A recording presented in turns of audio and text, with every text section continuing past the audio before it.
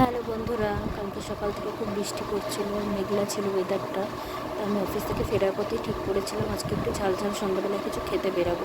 তো সেই মতন বেরিয়ে পড়লাম আমি আর আমার বর মিলে। আমাদের এখানে 26 নম্বরের কাছে একটা দাদা বৌদি এই রিসেন্টলি বেশি দিন হয়নি একটা ঘুগনির দোকান খুলেছে, মটন চার্বির ঘুগনি।